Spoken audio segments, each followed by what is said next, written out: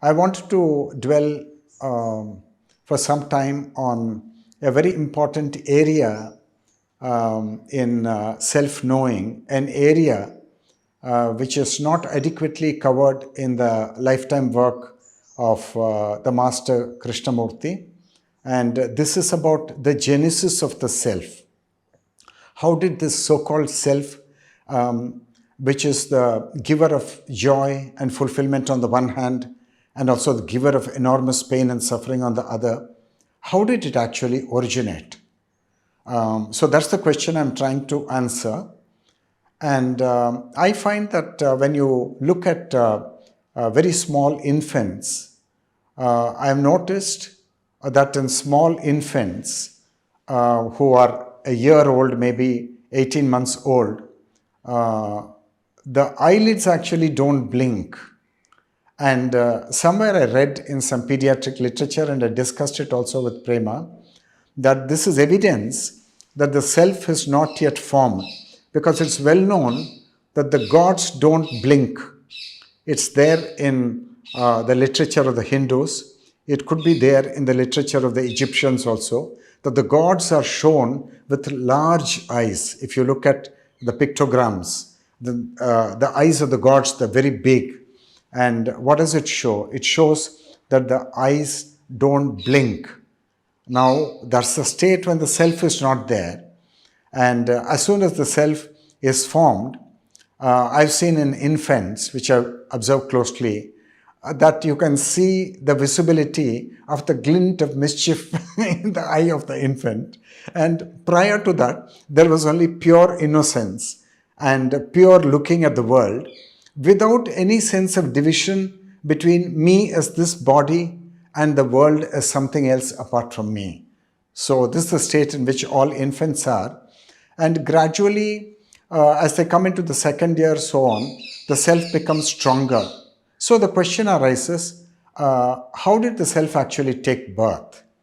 Now, because I happen to have studied Jyotish in some depth, I discovered that the moment the primordial light has got this inevitable connection with the human body, which has taken birth, the human body took birth, and along with that, there is a primordial light, which is somewhere in the background.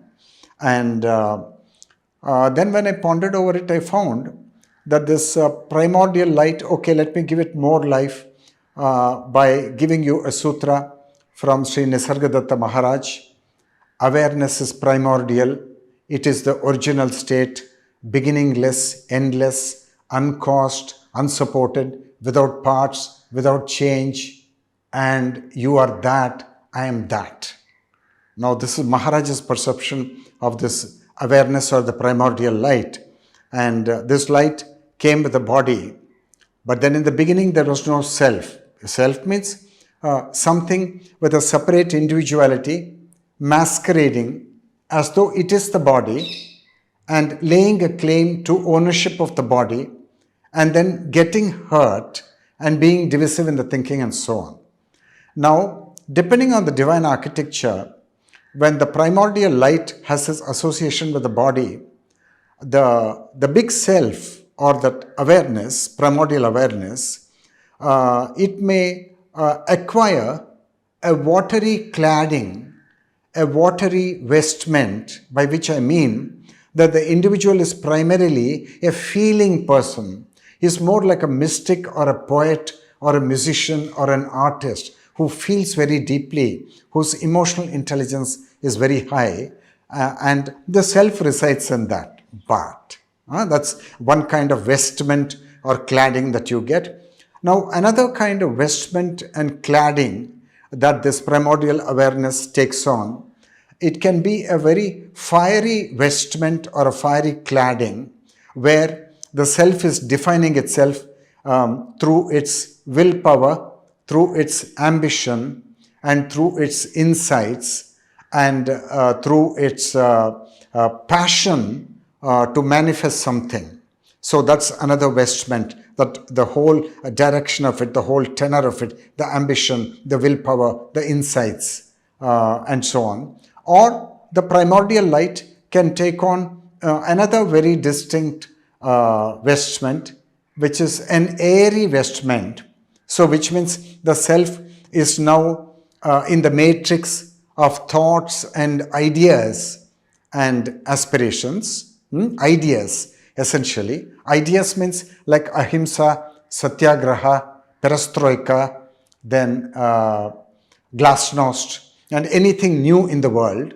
Which is the prerogative of the great thinkers and the great leaders who initiate some new movement. Or the primordial light can also clothe itself in yet another kind of vestment, namely an earthy vestment. And when it does that, because these are the four primordial elements, when it does that, then the individual, you will see, defines himself through his body. He will say, I am this body, and he'll point to his body.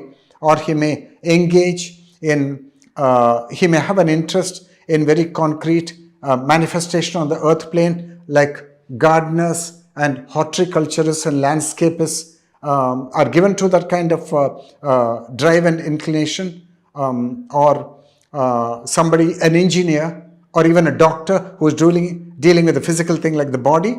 So this primordial awareness, it takes on different kinds of claddings, and a sense of self keeps in. If the association with the body would not have happened at all, then there is no question of the primordial life being camouflaged by the vestment, and then the whole thing serving to create quite inadvertently the whole phenomenon of a separate individuality which likes to stand apart from what it perceives as the cosmos, and then define itself either as the body or as its ideas, or as its lifetime work as a sculptor, as a gardener, as a doctor, or through its will, through its ambition, through its insights, or through its deep feelings, like artists and musicians and poets do. So this is how the self actually takes birth, when the primordial life has that inevitable association with the four elements which are